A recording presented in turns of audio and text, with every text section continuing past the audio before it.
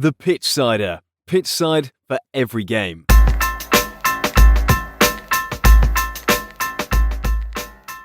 Hello and welcome back to the Pitchsider Podcast. Hope you have had a fantastic bank holiday weekend if you're from the UK.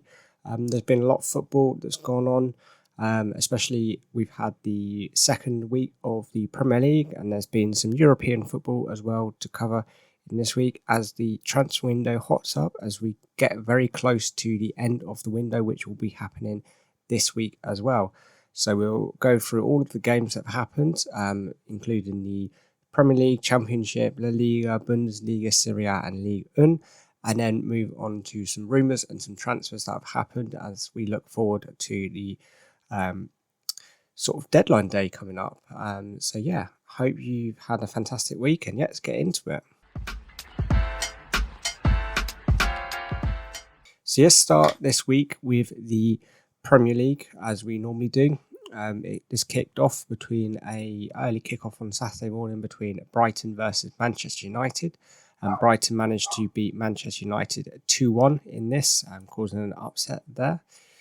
West Ham got back to winning ways after the defeat last week to Villa with a 2-0 victory over Palace. Fulham beat Leicester 2-1. Manchester City beat Ipswich 4-1. Southampton lost to Nottingham Forest 1-0.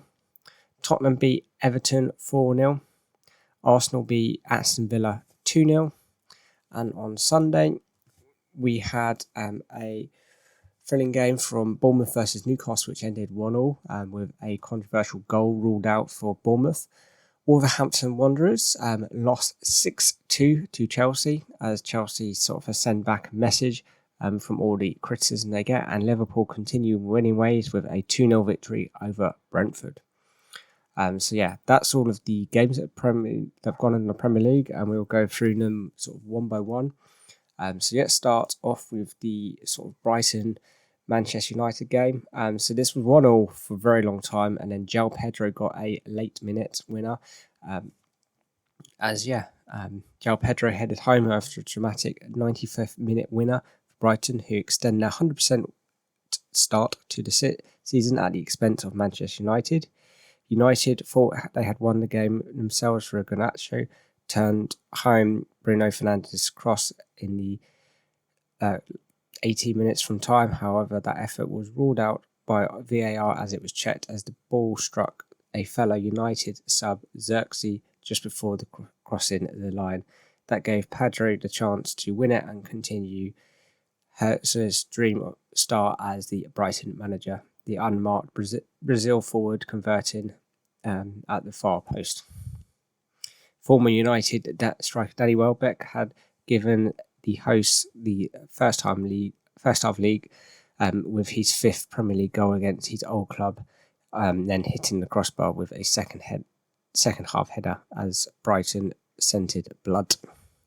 So yeah, this sort of was a very interesting game to watch. Don't know what it spelled for going forward for Manchester United, but yeah, definitely a game they couldn't really afford to lose at this point. West Ham got back to winning ways, as mentioned, after Palace. Palace obviously have lost a few players, so they lost Anderson this week as well. So this meant that their back line was a little bit shaky, not being sort of playing as usual together.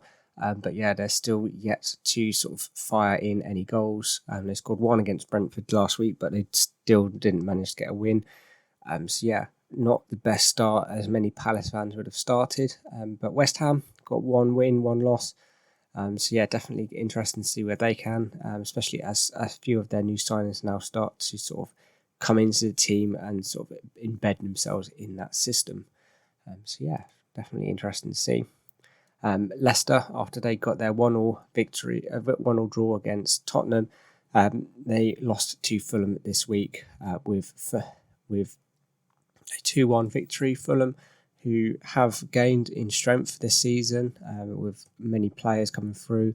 Obviously, Smith Rowe joined from Fulham in a £34 million deal earlier in the month after falling out of favour.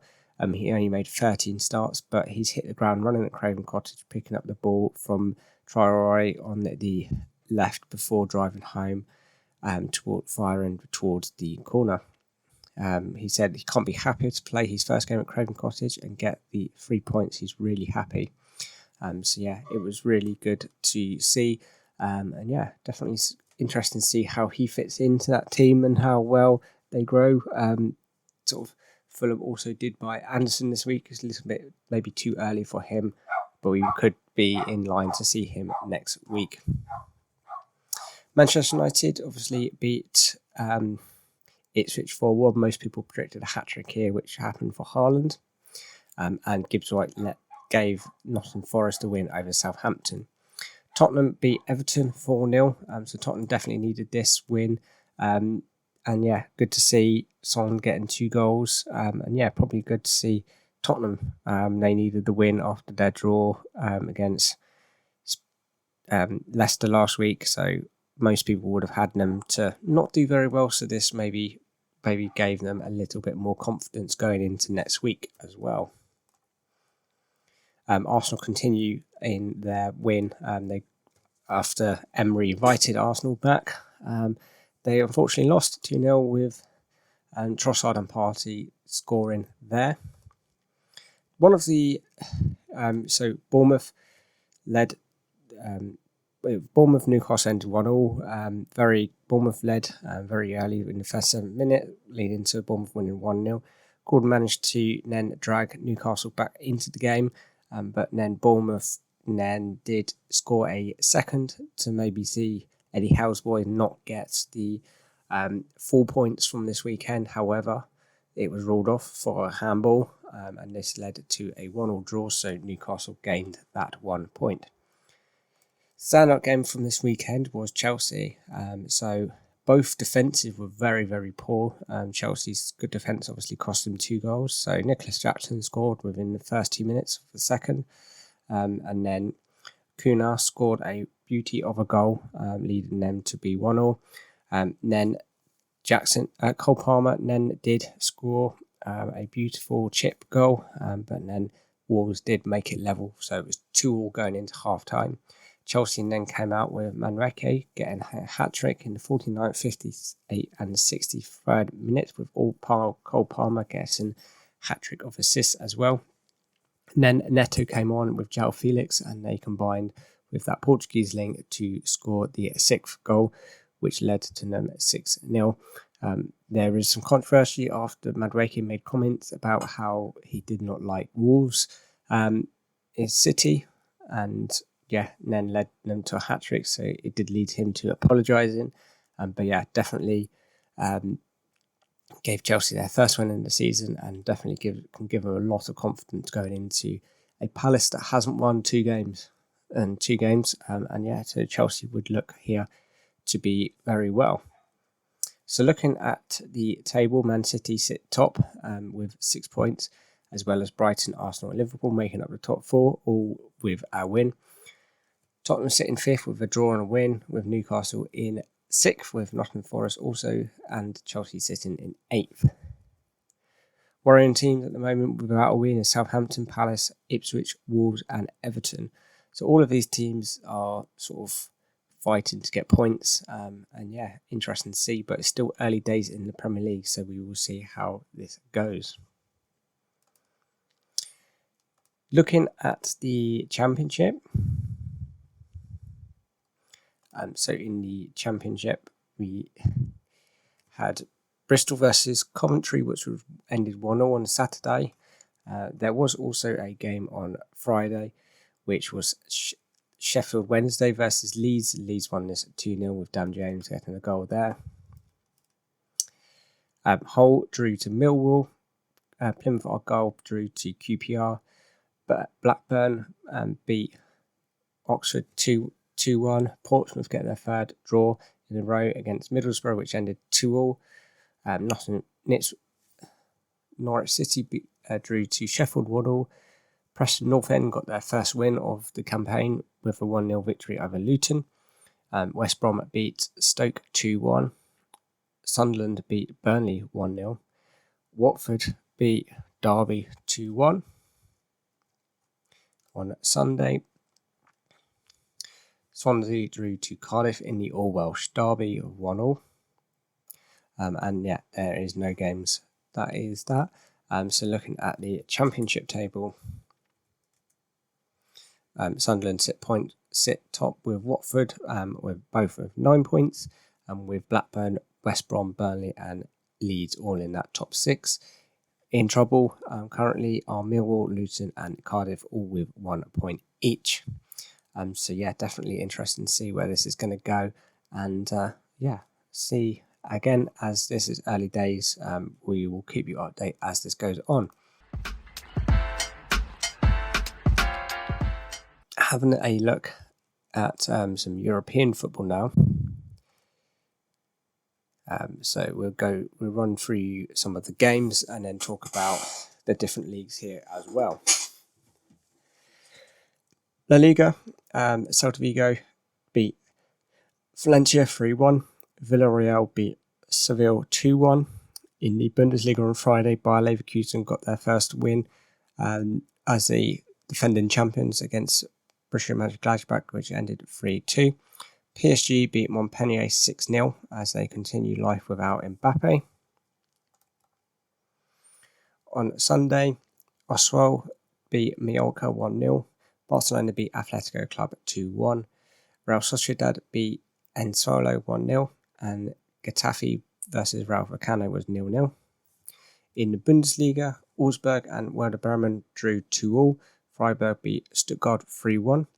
Hoffenheim and Hoffenheim beat 3-2.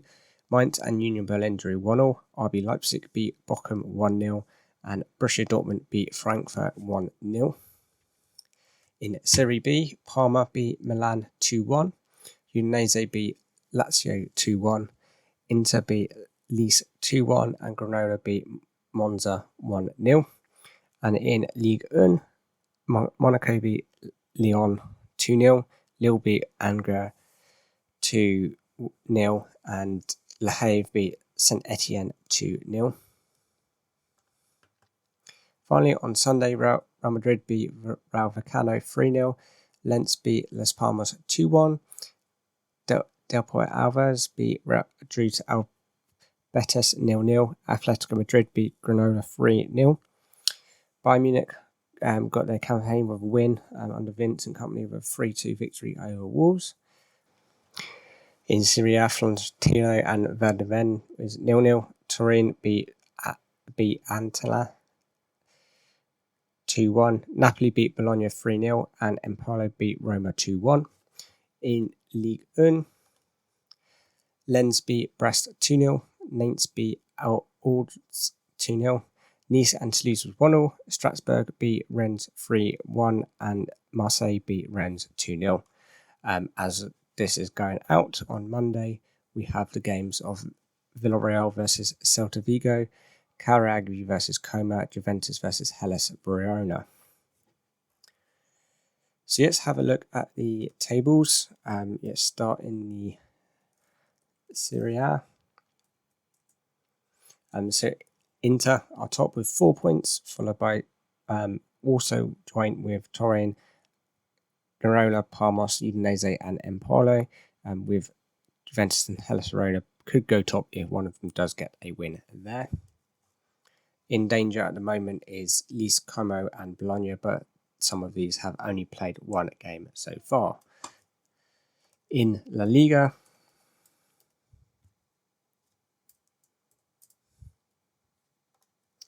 Celta Vigo, Barcelona both are unbeaten so far with both 2 wins, with Atletico Madrid and Real Madrid making up the top 4 as well.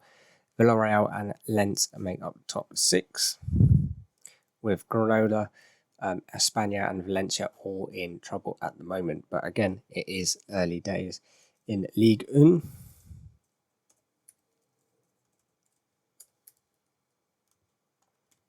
PSG are top, joint on points with Lille, Monaco and Lens, with Olympique Marseille and Strasbourg all making up the top 6, with Saint Etienne, Lyon and Brest all in trouble after 2 games, with Angers also on 0 points joining them. And finally, in the Bundesliga, as there's only been one game played, there isn't much there to talk about. Some of the headlines from there is Gallagher makes his debut as Atletico beat Granada. England midfielder makes his debut in a comfortable 3-0 victory against Granada in the Liga. Endrick scores on his Real Madrid debut over their win over Vallecano. Gnabry nets a late winner for companies at Bayern as they win 3-2. Adams gets his first Turin goal in their win over Atalanta. Napoli have agreed a fee for Manchester United's Scott McTominay. Kane can end his trophy doubts under company. Lamel and Lewandowski help Barcelona beat Atletico. Gettens scores twice as Dortmund beat Frankfurt. Kalanzi scores late as Parma stun AC Milan. Real Madrid's Bellingham suffers a calf injury in training. Which scores a 101-minute winner for Leverkusen, and Napoli are close to a deal for Chelsea striker Lukaku.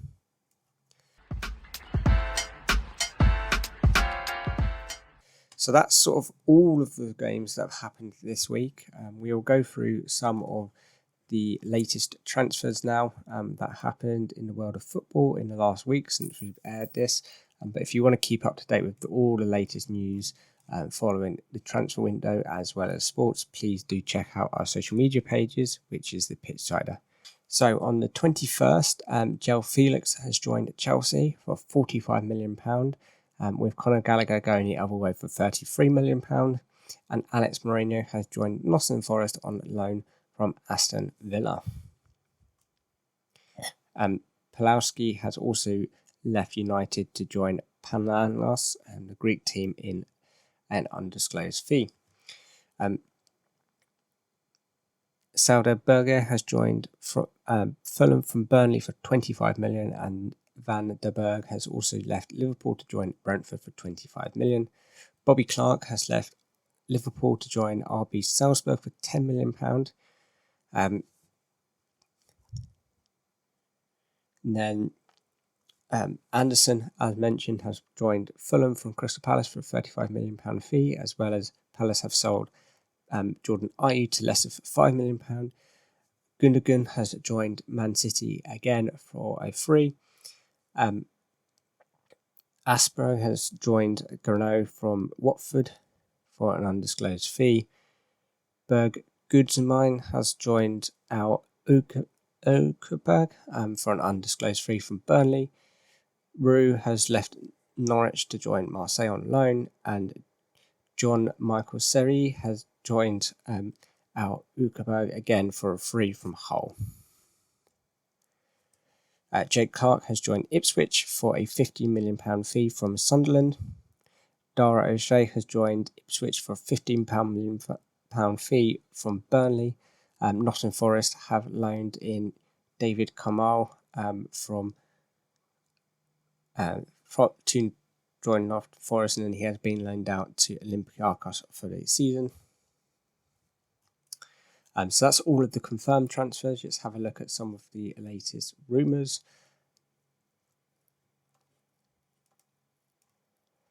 So Chelsea are considering a move for Manchester United winger Jordan Sancho and could look to include Raheem Sterling in the swap deal. Chelsea have resumed talks with Napoli striker Victor Osimhen, with terms becoming more favourable for the English club.